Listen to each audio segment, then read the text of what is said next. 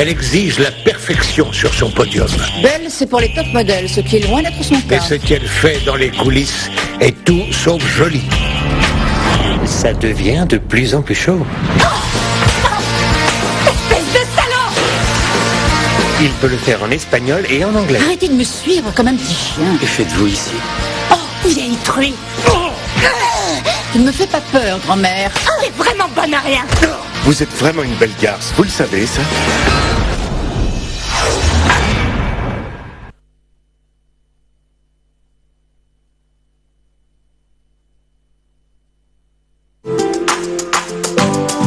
Pour l'organisation de vos salons, foires, conférences, Escaf Event met à votre disposition du matériel de dernière génération. Des chapiteaux de plus de 1000 m², des tentes de 9 m², des tables et des chaises standards, des tables et des chaises VIP, des écrans plats de dimensions variables et des panneaux numériques. Escaf Event, c'est aussi vos événements clés en main avec du matériel de sonorisation high-tech et des estrades pour podium. Escaf Event, une expertise avérée pour l'organisation.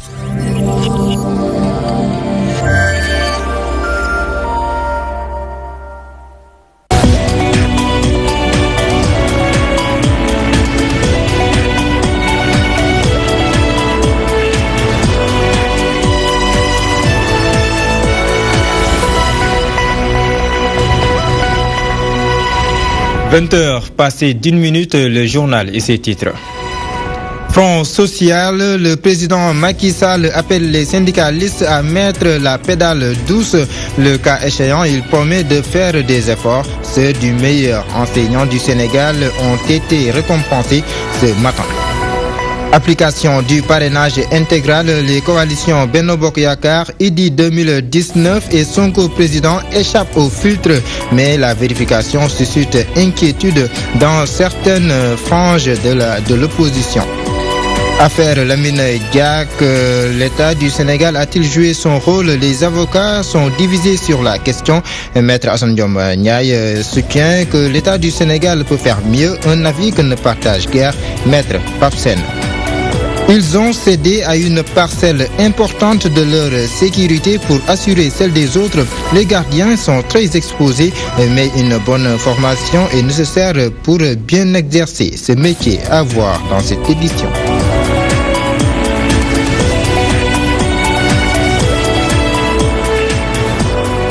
Bonsoir. Le président de la République demande aux syndicats de la santé de lever leur mot d'ordre. Le président Macky Sall soutient que le contexte actuel n'est pas favorable aux négociations. Cet appel, le chef de l'État le lance aussi à l'endroit des syndicats d'enseignants. Il promet cependant de faire des efforts si ces recommandations sont respectées. Le président Macky Sall réagit au micro de Safiatou Koli. Je saisis cet instant solennel pour lancer un appel à un autre secteur, un appel à l'Alliance des syndicats autonomes de la santé et de l'action sociale, ASAS. Je leur demande de lever leur mot d'ordre de grève. La situation sociale des malades dans les districts sanitaires, dans les postes de santé et les centres de santé exigent aujourd'hui la levée de ce mot d'ordre, puisque je peux comprendre les revendications, mais en cette période de l'année et en cette période électorale, il n'est pas possible au gouvernement d'engager des discussions avec quelques syndicats que ce soit, mais je prends l'engagement, si le mot d'ordre est levé, d'abord de recevoir les syndicats, mais après lever du mot d'ordre, pour que cela soit clair. Ensuite, j'engage le gouvernement à poursuivre, à ouvrir des discussions au mois d'avril, s'il plaît à Dieu, pour regarder la question, pour regarder la problématique posée par les syndicats, qui est une problématique que je comprends parfaitement. Gorgui Faye, lauréat de la deuxième édition du Grand Prix du chef de l'État pour l'enseignant, édition 2018. Il empoche la somme de 20 millions de francs CFA. Assietou Kouaté et Fatoumata Fati sont respectivement deuxième et troisième lauréates. Compte rendu de la cérémonie officielle de remise du Grand Prix de chef de l'État pour l'enseignant avec Safiatou Koli. Le nom du successeur de Hassan Diaye, premier lauréat du Grand Prix du chef de l'État, est désormais connu. Âgé de 49 ans, il se nomme Gorgui Faye, enseignant et directeur de l'école Kobongoy à Diofior dans la région de Fatick. Le jury national a proposé M. Gorgui Faye,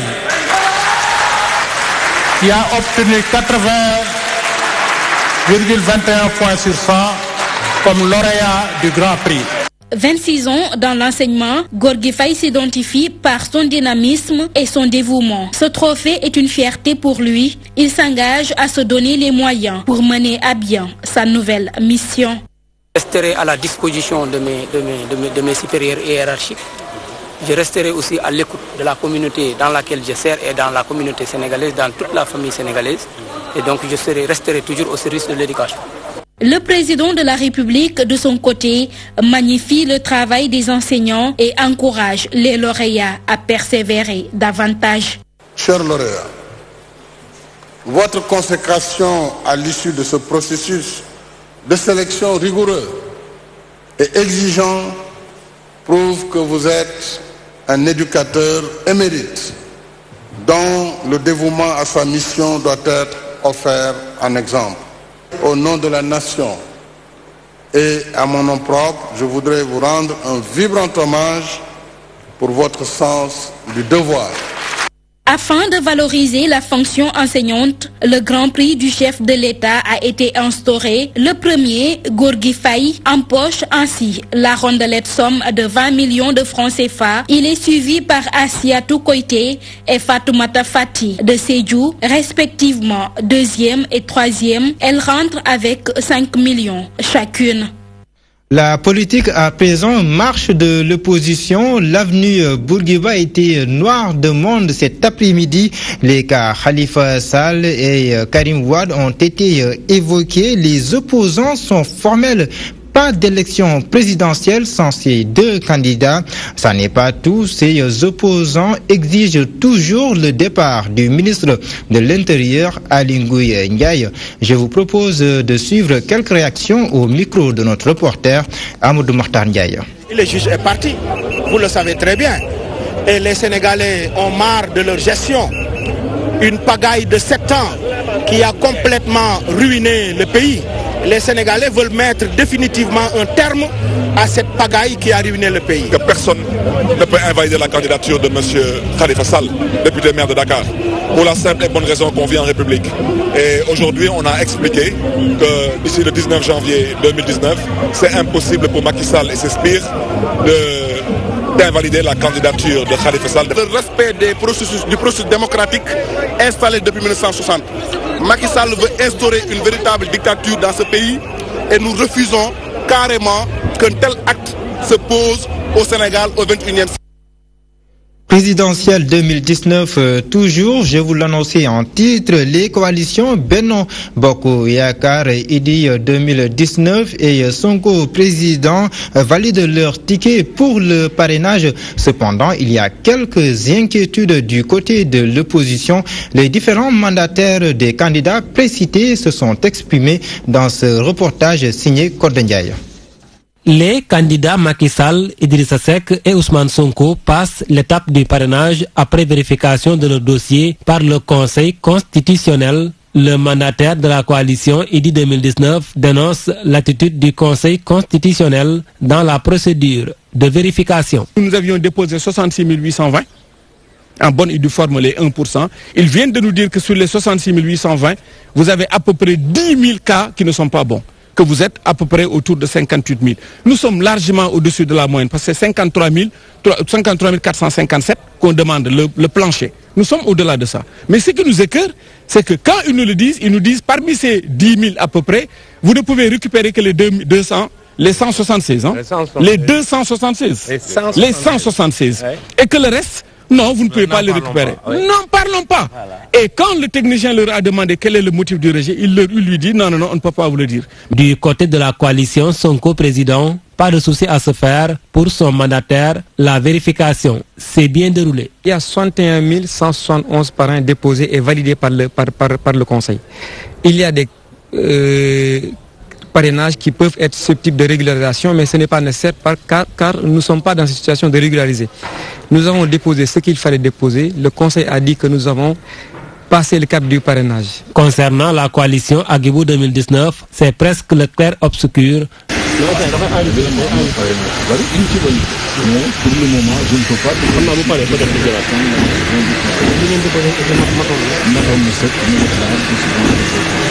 Le Conseil constitutionnel se penche sur 27 dossiers de parrainage.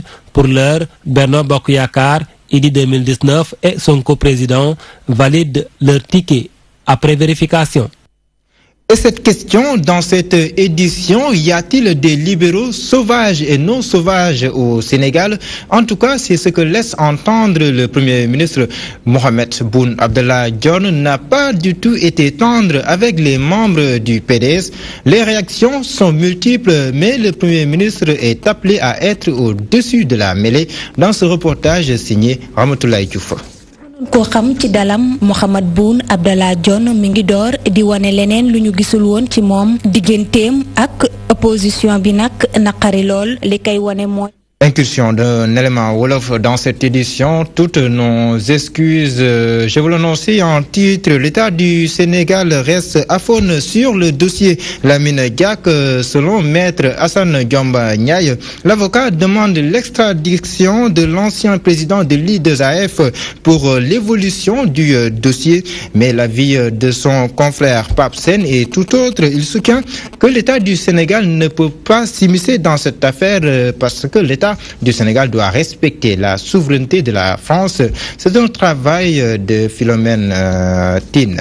De corruption dans le fonctionnement de l'I2AF, Lamine Diack est mise en examen depuis novembre 2015. Selon le président de la Ligue sénégalaise des droits humains, l'État du Sénégal reste indifférent sur le dossier. L'État reste indifférent à ce problème. Or, la protection consulaire et diplomatique s'applique à tous les citoyens sénégalais. Il dénonce également l'attitude de la justice française qui, selon lui, viole les droits de Lamine Diack en le retenant en otage en France. Nous dénonçons effectivement l'attitude de la justice française qui consiste à mettre une personne dans une situation de violation systématique de ses droits fondamentaux. Depuis 4 ans, M.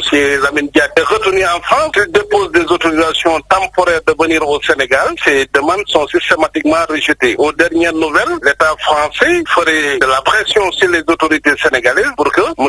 Massata Diack soit extradé vers la France. Ils font de l'extradition une condition de l'évolution du dossier de son père. Par contre, selon le président du Comité sénégalais des droits de l'homme, l'État du Sénégal ne peut pas intervenir dans la procédure judiciaire du dossier. Peut-être l'État du Sénégal peut lui constituer des avocats. Mais quant à intervenir dans le dossier par voie diplomatique ou influencer le cours des choses, je ne pense pas que l'État du Sénégal puisse faire ça et ce n'est même pas le rôle de l'État du Sénégal parce qu'il faut respecter quand même la souveraineté judiciaire du pays aujourd'hui qui est en charge de ce dossier. Tous les deux appellent à un procès juste et équitable concernant l'affaire Lamine Diack pour que celui-ci puisse être édifié sur son sort. Les sortants de l'INSEPS ne décollèrent toujours pas. Ils ont investi les rues de Rufisque au nombre de 185. Ils entament leur troisième plan d'action. Ces chercheurs d'emploi fustigent le recrutement de chargés de cours à leur place. Écoutons leur porte-parole Souba Sané. Il est interrogé par Mam Antegame. L'élément n'est pas encore en place. Nous ne manquons pas d'y revenir d'ici la fin de cette édition. Analyse du budget de l'éducation et de la formation. La COSIDEP et l'ONG 3D veulent se baser sur cet exercice pour proposer des solutions aux problèmes de l'éducation. Elles souhaitent ainsi la refonte du système de rémunération et des régimes indemnitaires, le paiement des 203 000 millions aux enseignants dans le cadre des frais de déplacement du baccalauréat est préconisé. Nous y reviendrons peut-être d'ici la fin de cette édition. Direction Kaolack. À Kaolack, les soudeurs métalliques se mobilisent. C'est pour exiger plus de considération de la part des autorités. Ils veulent être plus appuyés pour mener leurs activités à bien. À Kaolack, nous rejoignons notre correspondant sur place, Pam Malik Fall. Un nouveau mouvement du nom de Copresam vient de voir le jour dans la ville de Kaolack. Porté sur les fonds baptismaux, la coopérative des producteurs de Saloum Metal a pour objectif de participer au développement du secteur de l'artisanat qui fait face ces temps-ci à d'énormes difficultés. Le but de notre journée, c'est de regrouper tous les artisans de la région de Kaolack, plus particulièrement les artisans de Kaolack et celles de la région et de la commune, pour former une association dénommée Coopérative Régionale Saloum Metal. Notre but, c'est de regrouper dans un encadrement et dans un idéal pour mieux apporter notre métier en avant.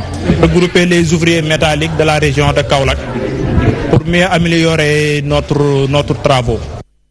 Le secteur de l'artisanat se porte mal à Kaolack. Les travailleurs font face à un cortège de mots, parmi lesquels un manque de considération de la part des autorités, la cherté du métal, entre autres questions qui hantent leur sommeil. Ce qu'on a à dire sur ça, c'est qu'on a constaté que l'État a beaucoup apporté les artisans. Mais on peut dire que l'État a aidé les artisans. Il y a des manquements tels que, comme nous le voulons tous, parce qu'on sait que les artisans de la région de Kaolack n'ont pas des sites qui leur appartiennent, n'ont pas les sites qui leur appartiennent, et aussi nos ateliers n'appartiennent pas à nous. On va chercher quelqu'un dans sa maison pour lui demander si on peut faire un atelier. Mais cela, un bon jour, on vient de vous en dire que j'en ai besoin. Les membres de ce mouvement sollicitent l'intervention du chef de l'État pour que ce secteur puisse retrouver son lustre d'antan. On en reparle. Y a-t-il des opposants ou des libéraux sauvages et non sauvages au Sénégal? En tout cas, c'est ce que laisse entendre le Premier ministre Mohamed Boun Abdallah Dionne. N'a pas du tout été tendre avec les membres du PDS. Les réactions sont multiples, mais le Premier ministre est appelé à être au-dessus de la mêlée dans ce reportage signé Ramatoulaye Diouf. Connu pour son calme, Mohamed Boun Abdallah Dionne commence à se démarquer de cette posture. Sa relation avec l'opposition devient de plus en plus difficile. L'exemple de sa dernière sortie contre des libéraux en est une parfaite illustration. N'empêche, cet homme encourage le chef du gouvernement dans cette logique. Il y a des libéraux qui ne savent plus sur quel pied danser. C'est pour cela qu'ils mettent les bâtons dans les roues du régime en place. Et le Premier ministre n'a fait que les corriger. Même si le contexte préélectoral joue sa partition dans cette situation, pour Vieux Gueye, le Premier ministre ne devait pas tenir de tels propos. Peut-être que c'est un humain, il peut se tromper, il peut commettre une erreur. Mais si l'opposition, il va encore faire des erreurs aussi. Parce que l'opposition ne sont pas disciplinés, quoi. Les opposants, ils ne sont pas disciplinés parce qu'on n'est pas des ennemis, on est des adversaires seulement. Donc il y a des propos qu'il ne faut pas tenir, quoi. Et surtout pour un Premier ministre, je crois qu'il a commis une erreur. On ne devait pas tenir, il devait dépasser cela, quoi. Ce citoyen abonde dans le même sens. Dans les normes, le Premier ministre doit toujours agir comme le père de la nation. Puisqu'il est Premier ministre, donc après le président, c'est lui. On a nos intérêts. À défendre. Mais à chaque fois, il y a le bon sens. Il y a l'intérêt général. Donc il ne faut pas du tout prendre son intérêt et l'imposer tout un chacun. Il y a ce problème-là. Donc il doit agir de manière beaucoup plus commode pour ne pas créer de contradictions entre les Sénégalais. Les propos du Premier ministre ne laissent pas indifférent la population. Si certains sont pour, d'autres l'invitent à ne pas boxer sur le même ring que l'opposition. Je vous l'annonçais tantôt, analyse du budget de l'éducation et de la formation. La COSIDEP et l'ONG 3D souhaitent la refonte du système de rémunération et des régimes indemnitaires. Le paiement des 203 millions de francs CFA aux enseignants dans le cadre des frais de déplacement du baccalauréat est préconisé dans ce compte-rendu signé Aïdem Ben Niasse. Le redressement du système scolaire est l'objectif principal de cette session nationale d'analyse du budget du secteur de l'éducation et de la formation organisée par la COSIDEP en partenariat avec l'USAID et l'ONG 3D. Nous avons constaté que les parents d'élèves financent plus que l'État dans l'éducation.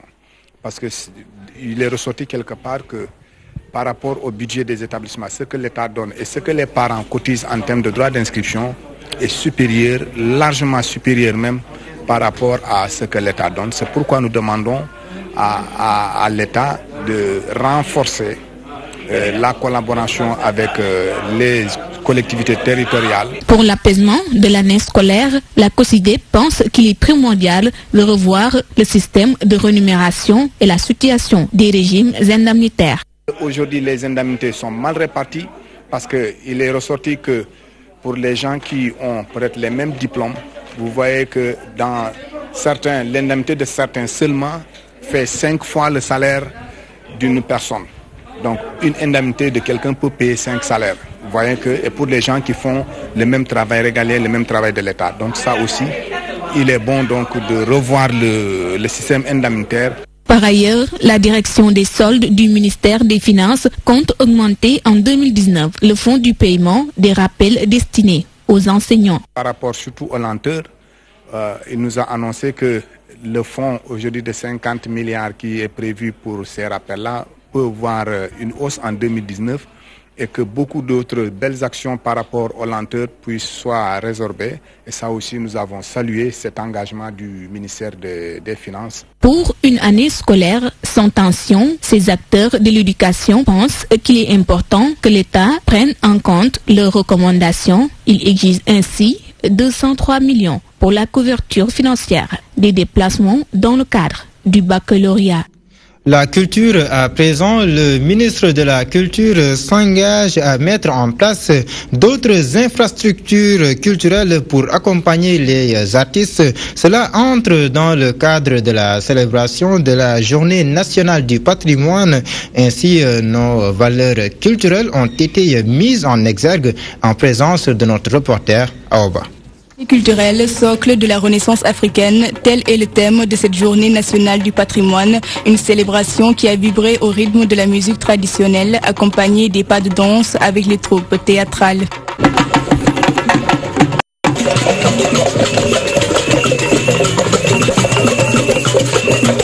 J'ai toujours rêvé d'être artiste.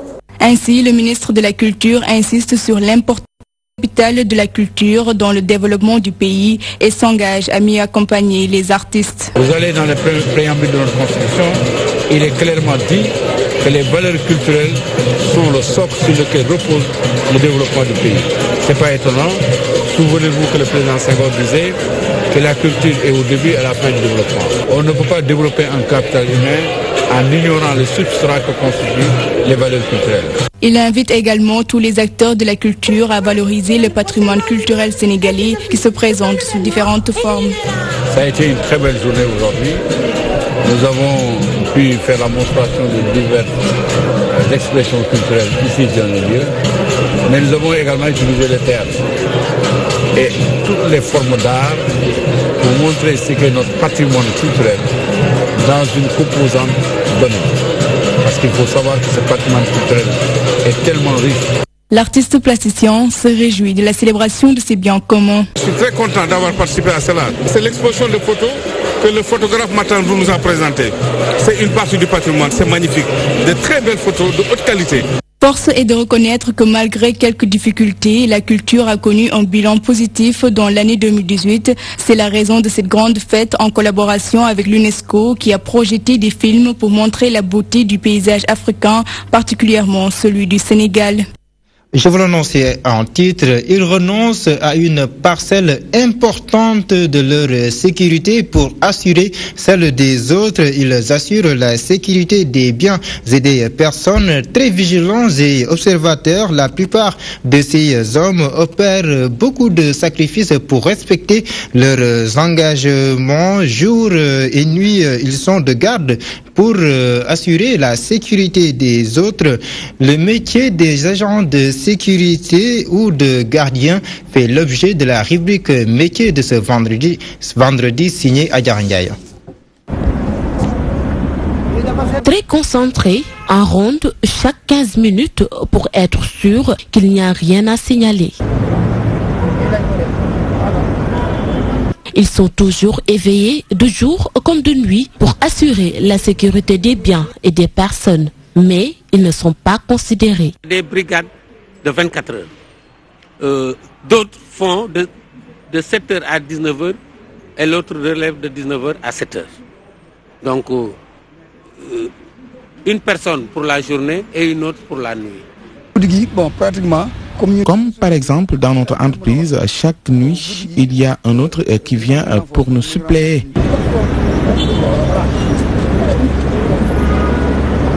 Nous avons également un renfort comme mon collègue Famara qui est là.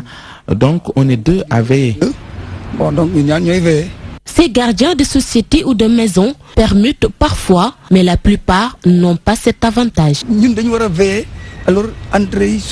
Nous devons surveiller toutes les entrées et les sorties. Les voitures, le matériel qui sort doit avoir un bon de sortie. Et c'est notre devoir de veiller sur ça. Ils gèrent les matériels qui sortent, ils gèrent le personnel, la sécurité des personnes, tous les matériels qui sortent, ils enregistrent les bons. C'est un travail colossal que nous subissons chaque jour. Le fait d'être responsable de la sécurité les oblige à être des personnes vigilantes. Il faut être vigilant. Nous, on est dans nos postes et pourtant, nous ne devons même pas faire du thé, c'est interdit. Et aussi, il ne faut pas allumer une cigarette parce que l'ennemi peut te repérer. Allumant toutes les lumières, tu es exposé. Là, on peut te vraiment tendre une embuscade et peut-être la conséquence c'est de vous tuer. Par exemple, si tu es dans le noir, tu peux voir une personne et cette personne-là ne peut pas voir. Ils sont toujours exposés, surtout durant les gardes de nuit. Les salaires devraient normalement dépasser ce stade. Nous sommes toujours à la deuxième catégorie, alors que nous avons pratiquement fait 25 ans de service. C'est inadmissible. Deuxième catégorie. Mais ça veut dire avancer ou non? Il y a un point quoi. Travailler durement, par exemple, et ne pas même avoir une IPM, c'est excessivement grave. C'est des salaires misérables. Selon ces agents de sécurité, n'est pas gardien qui veut.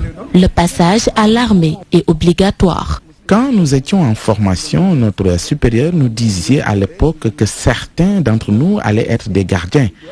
On en doutait, mais malheureusement, on est là aujourd'hui.